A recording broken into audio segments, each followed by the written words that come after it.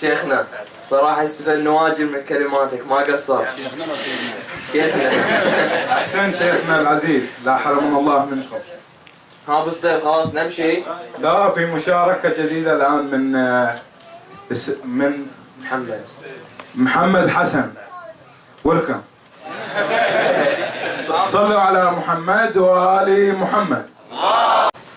Assalamu alaikum. First of all, I would like you to congratulate you all on the auspicious occasion of the birthday of Amir المؤمنين, Imam Ali ibn Abi Talib alayhi salam, who was born on the 13th day of Rajab in reality.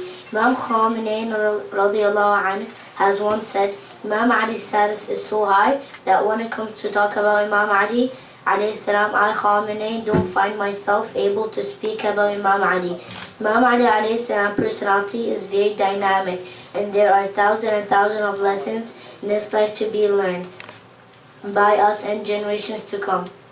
He is the most brave, most knowledgeable, most eloquent, most obedient, most just, most pious, and best worshipper after our beloved Prophet Muhammad sallallahu alaihi wasallam.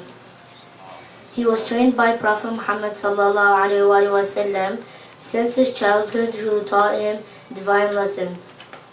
From many attributes of Imam Ali alayhi salam, today I will only touch upon Imam Ali alayhi salam role in education people, as one of his famous titles given by Prophet Muhammad sallallahu alaihi wasallam is Babul Ilm, which means the gate of knowledge. Ali alayhi salam worked on education people with Islamic knowledge, and that is clear through his speeches in Nahj al-Balagha.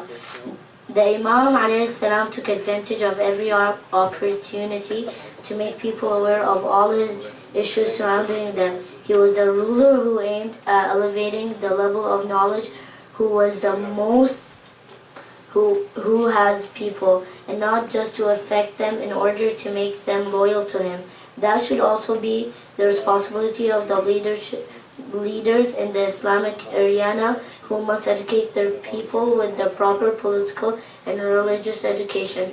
Thus Allah has obligated every scholar who knows the Islam science and is aware of the people's needs for these science to teach them and take advantage of every occasion to elevate their level of knowledge. Hence it is unlawful for a Muslim, whether he had a responsibility or not, to stay at home instead of writing, delivering speeches, discussing and arguing.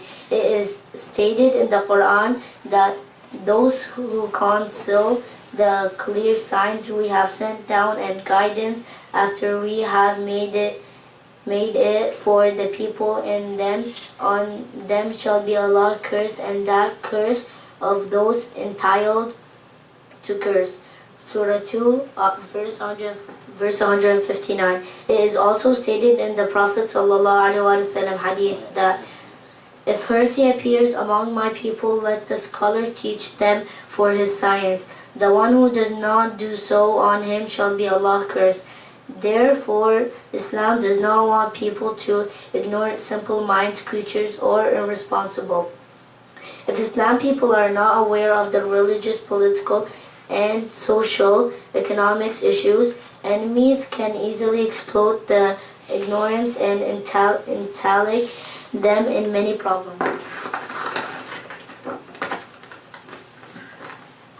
For this reason, Islam gives a great and special importance to knowledge.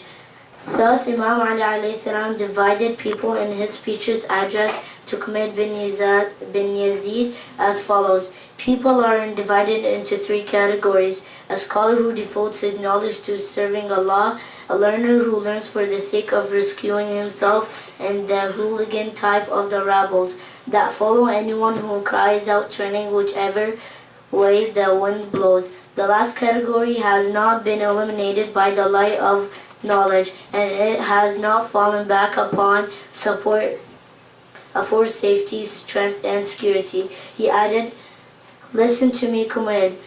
Knowledge is better than wealth, for knowledge guards you while you have to guard wealth. Knowledge increases the action, but wealth gradually decreases as it is spent. The Imam Ali alayhi salam defined the value of man by saying, The value of each person lies on the work he is skilled in. It is also stated in the Quran that are those equal, those who know and those who do not know. It is those who are endured with understanding that receive admission. Surah 39 verse 9. This is what we have to recall when talking about Imam Ali alayhi salam, who was born in Kaaba, house of Allah, and delivered his life to Allah. Hence he was born and died in Allah's hands. So when bin Muljam hit Imam Ali alayhi salam on his head while he was praying, Imam Ali alayhi salam said, I swear by Allah, God of Kaaba, that I won. Then Imam Ali alayhi salam was still smiling because he knew that during his life he was always followed the right path in spite of his suffering, pain and problems. Whenever the Imam alayhi salam felt that he was going to die, he directly thought about education. People who used to say, ask me before you lose me.